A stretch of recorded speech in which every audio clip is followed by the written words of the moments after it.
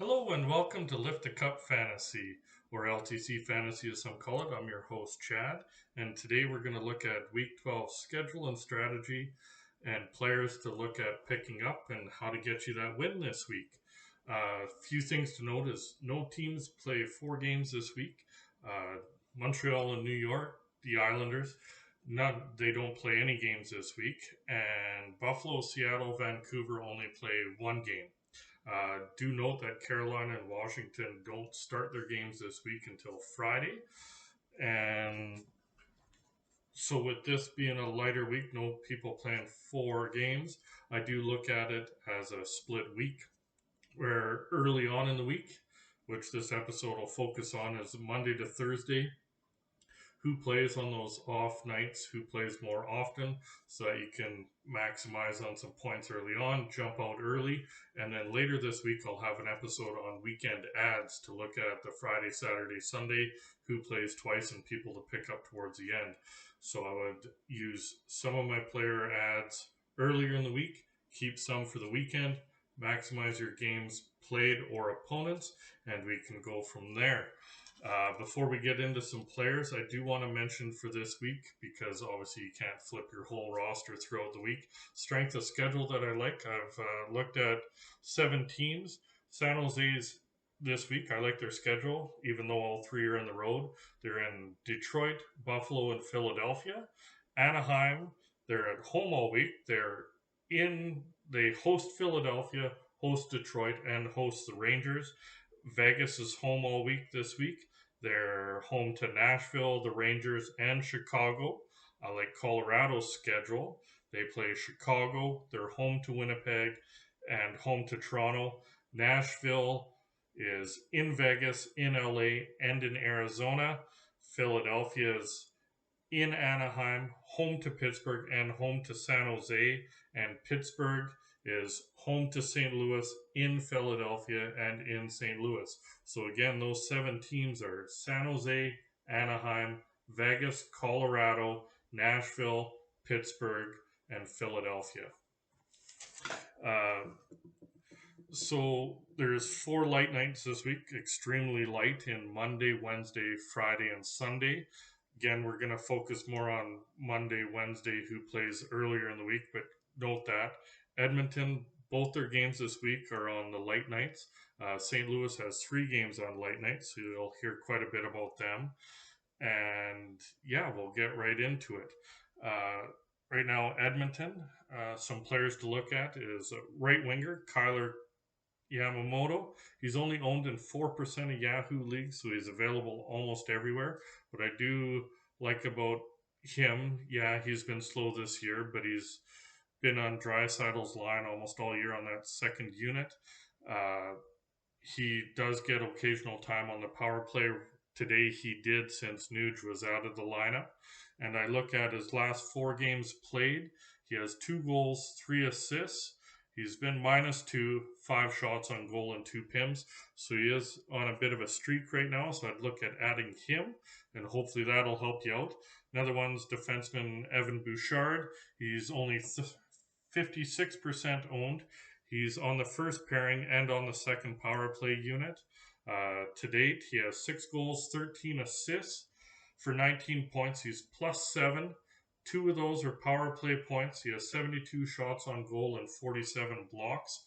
And just coming back from the lovely COVID, Jesse Puljujarvi. He's only 63% owned. He has been playing with McDavid all year and does play on the second power play unit. He has 10 goals, 13 assists for 23 points. He's +7, 5 power play points, 75 shots on goal, and 7 blocks. And today, Mike Smith was just listed as day to day. Last time he got injured, he was supposed to be out a week, and that turned into 2.5 months. So I would look a little bit later, but Mikko Koskinen, I should mention him, that it might be somebody to pick up as a goalie early this week, as he should get both starts because Skinner was sent down, and I can't remember the name. Konovalov, the Russian netminder they just brought up from the taxi squad. So I do see Koskinen getting both starts Monday and Wednesday, assuming Mike Smith doesn't come back, so that's something to monitor. Other teams that do play on Wednesday, Pittsburgh should mention they're back-to-back Wednesday and Thursday, so they will get in 2 games. St. Louis and Toronto. So Pittsburgh, it's kind of slim pickings because they have all their stars, but one person to monitor is Brian Rust. He is supposed to be a game time decision for tomorrow's game on Sunday. So if he isn't playing tomorrow, he definitely should be ready by Wednesday. He's on the first line and first power play unit when he is healthy. And he's only played 12 games this year, but in that he has 2 goals, 7 assists for 9 points. 2 of those 9 points are on the power play, plus 1, 35 shots on goal, so he gets you almost 3 shots a game and 4 blocked shots. St. Louis, this with them, besides just talking about Monday to Thursday, all 3 of their games are on the light night, so I'd really try to focus on them too. One player to look at is Jordan Kairu.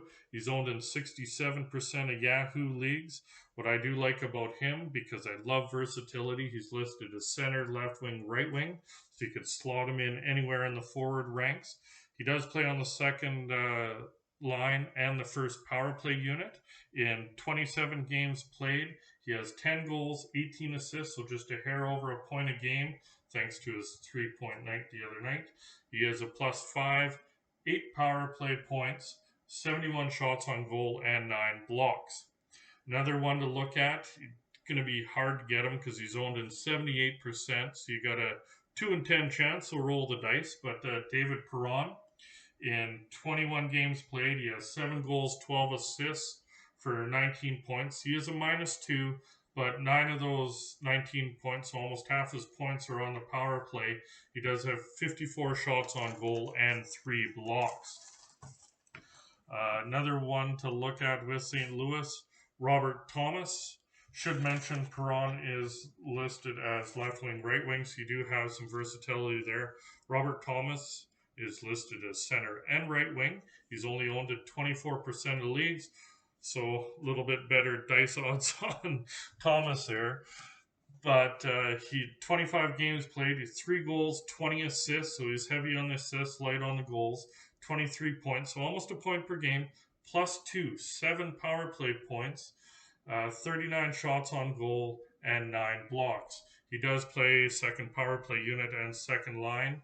And defenseman Torrey Krug, it's highly unlikely because he is owned in 88% of the leagues. That does mean you still have a 1 in 10 chance of being able to pick him up.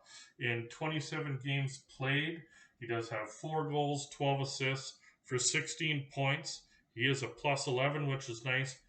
8 of his 16, so exactly half his points, are on the power play. 45 shots on goal and 19 blocks. Now, if we look at Toronto, there's a couple players to look at. For me, Andre Casse, he's owned in 20% of the leagues. He's listed just as a right winger. He does play on the second line, but is on the first power play unit right now. He does, in his last 5 games played, he's had 3 goals, 4 assists for 7 points. So well over a point a game. He's +3. 3 of those 7 points are on the power play. 17 shots on goal and 4 blocks. I never checked to see how he did tonight, but I did see they put up a pile there, so might have got some points. And next one is Michael Bunting. He does play on the first line with Matthews, which is always a good thing, and he's on the second power play unit, and he's only owned in 24% of the leagues. Again, didn't see his stats tonight, but in 30 games played, he's 7 goals, 12 assists for 19 points. He's even on the season, 3 power play points, 62 shots on goal, and 5 blocks. New York plays Monday, and they also have 3 games this week, so it is good to look at them. Couple players for me is Capo Caco. He's only owned in 11% of the league, listed just as a right winger. He does play on the first line, second power play unit. 28 games played, 5 goals, 6 assists for 11 points. So not the point production you're looking for, but playing with Zibanejad, there's some risk reward there. He is a +5, 2 power play points, 47 shots on goal, and 7 blocks. Ryan Strome, now harder to get a hold of him. He is on the second line and first power play unit. Is owned on 74% of leagues, but that means you got a 1 in 4 chance of picking him up. 28 games played. He has 6 goals, 16 assists for 22 points. He is a -1, but 8 power play points, 59 shots on goal, and 6 blocks. Oh, this one's really tough, but Chris Kreider, just because I looked him up, 91% owned. So there still is a 1 in 10 chance that you'd be able to look at him. So make sure you do search to see if he is available, because you never know, you might get lucky. First line, first power play unit, 32 games played. He has 19 goals, 8 assists for 27 points. He has a +3, 14 power play points, so just a hair over half his points are on the power play. 94 shots on goal and 14 blocks. Same thing with Jacob Trouba. He is owned in a lot of leagues. You got a 1 in 10 chance again of getting him.